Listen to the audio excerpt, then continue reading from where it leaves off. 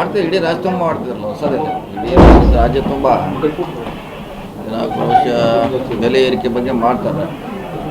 ಮಾಡಲಿಕ್ಕೆ ಅವರಿಗೆ ಹಕ್ಕಿದ್ದಾರೆ ಪ್ರಜಾಪ್ರಭುತ್ವದಲ್ಲಿ, ಮತ್ತು ಅದು ವಿರೋಧ ಪಕ್ಷದಲ್ಲಿ ಕೂಡ ಇದ್ದಾರೆ ಅವರು. ಸೊ ಮಾಡಲಿಕ್ಕೆ ಅವ್ರಿಗೆ ಅಧಿಕಾರ ಇದೆ, ಹಕ್ಕಿದೆ, ಮಾಡ್ತಿದ್ದಾರೆ. 10 ಗ್ರಾಂ ಖರೀದಿಗೆ ₹1,000 ವಿನಾಯಿತಿ, ಮತ್ತೆ ವೇಸ್ಟೇಜ್ ಮೇಲೆ 10% ರಿಯಾಯಿತಿ. ಮನು ಜುವೆಲರ್ಸ್, ಕೋಪಿಕರ್ ರಸ್ತೆ, ಹುಬ್ಬಳ್ಳಿ.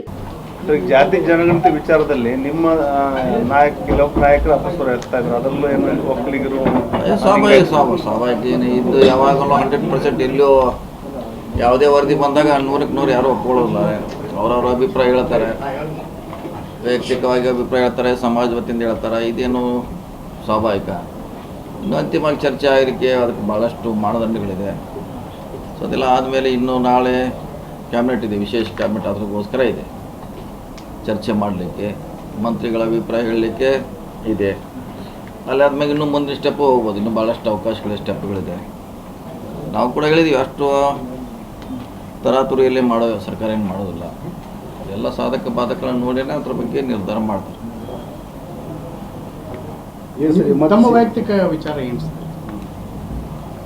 ನೋಡಿ, ಅದು ಸರ್ಕಾರ ಇಷ್ಟೆಲ್ಲ ಕಷ್ಟಪಟ್ಟು ಮಾಡಿದೆ.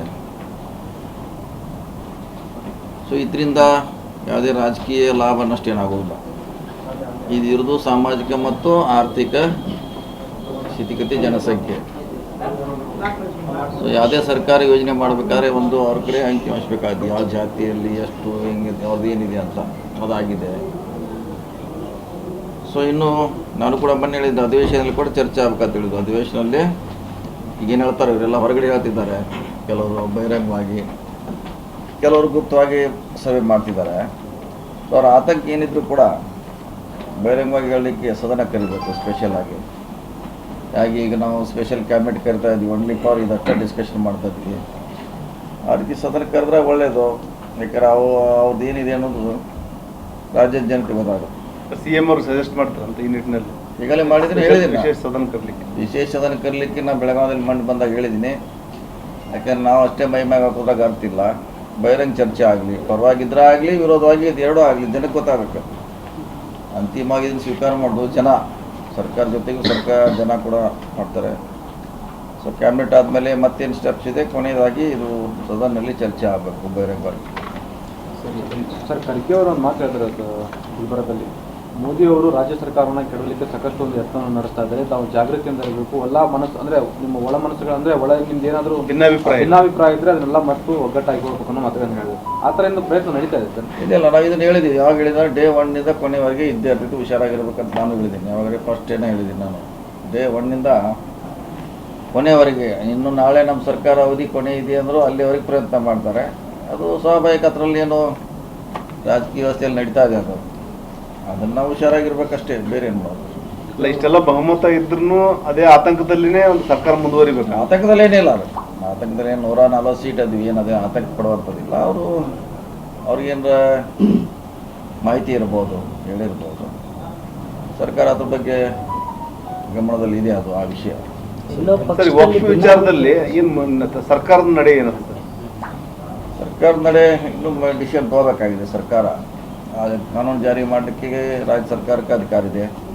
ಅದು ಒಂದು ಸಾರಿ ಕ್ಯಾಬಿನೆಟ್ಲಿ ಬರ್ತಿದೆ, ಮತ್ತೆ ಏನು ಚರ್ಚೆ ಅದು ಸದನದಲ್ಲಿ. ಅದಾದ್ಮೇಲೆ ಹತ್ರ ಅಂತಿಮ ಡಿಸಿಷನ್ ಸರ್ಕಾರ ಮಾಡುತ್ತೆ.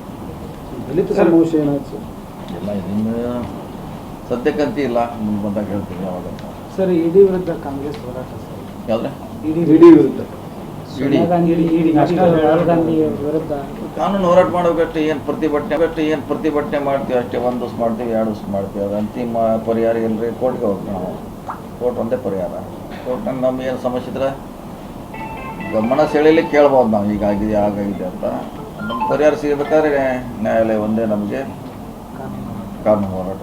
ಸರ್, ಈಗ ಸದ್ಯ ಸಚಿವ ಸಂಪುಟ ಪುನರ್ರಚನೆ ಆಗಲಿ ಅಥವಾ ಏನು ಬೇರೆ ವಿಚಾರಗಳು ಸದ್ಯಕ್ಕೇನು ಬ್ರೇಕ್ ಬಿದ್ದಂಗೆ ಸರ್? ಯಾಕಂದ್ರೆ ನಮ್ಮ ಅಂತಲ್ಲಿ ಇಲ್ಲರ, ನಾವೇನು ಮಾಡೋದಿಲ್ಲ. ಅಲ್ಲ, ಹೈಕಮಾಂಡ್ ಏನೋ ಮುಂದೆ ಈಗ ಸದ್ಯಕ್ಕೆ ಏನು ಬೇಡ ಮಾಡ್ಬೇಕು. ಅವ್ರನ್ನ ಕೇಳಿ, ನೀವು ಯಾರು ಅಧ್ಯಕ್ಷ ಬರ್ತಾರೆ ಅವ್ರನ್ನ ಕೇಳಿ, CM ಅವ್ರನ್ನ ಕೇಳಿ, ಅವ್ರು ಹೇಳ್ಬೇಕು. ಆ ಮಟ್ಟದ ಡಿಸಿಷನ್ ಅವ್ರು ತೊಗೊಳೋರು, ನಮ್ಮ ಅಂತಲ್ಲಿ ಇಲ್ಲ. ಈಗೇನು ಇದನ್ನು ಕೇಳ್ರಿ, ಇದ್ರ ಬಗ್ಗೆ ಹೇಳ್ಬೋದು. ಅದಕ್ಕೆ ನಾವು ಉತ್ತರ ಕೊಡದೇ ಇರುವಂಥ ವಿಚಾರ.